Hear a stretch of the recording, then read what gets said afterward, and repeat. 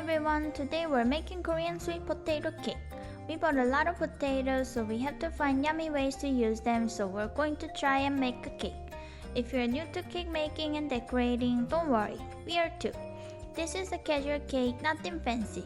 And though it might not look perfect, it still tastes amazing. And if you're making it for someone, they're gonna love it. Let's get started. First step is to start roasting the sweet potatoes. Thoroughly wash them and trim off the ends.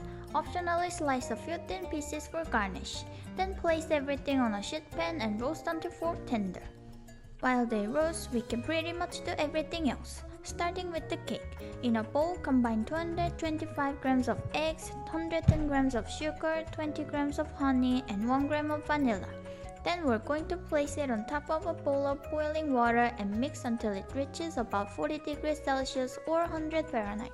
Once warm, transfer it to the bowl of a stand mixer and mix on medium-high until it's very light, fluffy, and ribbony. Once it forms ribbons, we are going to mix it for another minute on low speed to break any large bubbles. And it should look like this. Next, sift in 110 grams of cake flour and fold it in. Once the flour is incorporated, we're going to add some of the batter to 30 grams of milk and 30 grams of butter that we microwaved until melted. This will ensure everything gets mixed together better.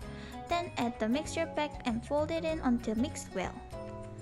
Pour the batter onto a baking sheet or into cake pans that have been lined with parchment. Spread it out, whack it to level it, and kill any big bubbles. Then bake at 170 degrees Celsius or 325 Fahrenheit for 10 minutes. And ta-da! Our cake is done. Now carefully flip it out onto a cooling rack, remove the paper, and let it cool as we prepare everything else. Once the potatoes are fork tender, carefully peel them. They're hot. Then place them into a bowl. Add 20 grams of sugar, 25 grams of room temp butter, and mash them up.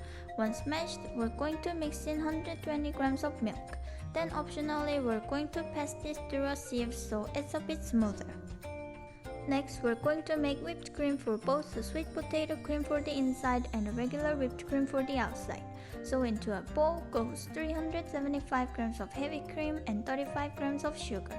Mix this on medium-high until stiff peaks form. Somehow we totally forgot about it and it's definitely over whipped, but it's okay. Just try not to let it happen. Scoop out 150 grams of the whipped cream, add it to the sweet potato and fold it all together. Place the sweet potato cream into a piping bag and do the same with the plain whipped cream. After all that, the cake should be cooled off. We're going to use a ring mold and cut mini circles and make mini personal cakes, like a personal pizza but cake.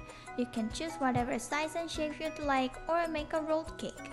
Anyway, after we have all our circles cut, we're going to take some of the extra cake and make crumbs for a bit of decoration. Told ya it wasn't anything too fancy. Our crumbs are finished, now let's build a cake. I'm using the spinny thing from my microwave as an improvised cake turntable. Place down a round of cake, then brush it with simple syrup. This is just 100 grams of water and 50 grams of sugar I microwaved to dissolve. Next is a layer of the sweet potato cream. Piping makes it super easy, but you can spoon it on too. Now add another layer of cake and repeat.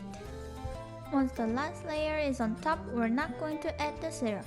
Instead, switch to the plain whipped cream and using the not so good spinning ability of the turntable, spin and pipe a layer around the outside and finally on top.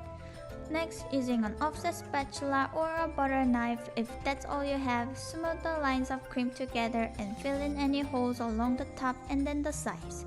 It's better with a better turntable and not over whipped cream, but we can do it. Keep spinning and smoothing and trying to make it even. Just don't spend all day. It's not a sculpture, 10 minutes max. Once it's good enough, add the crumbs however you want.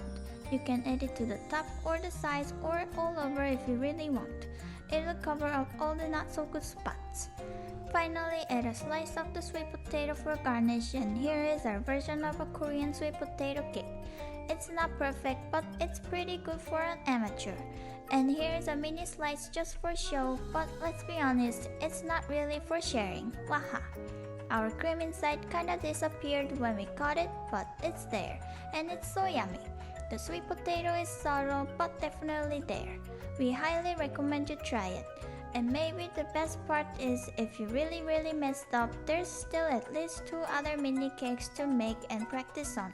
Don't be sad. Like, subscribe, and stay tuned to see what will be cooked next.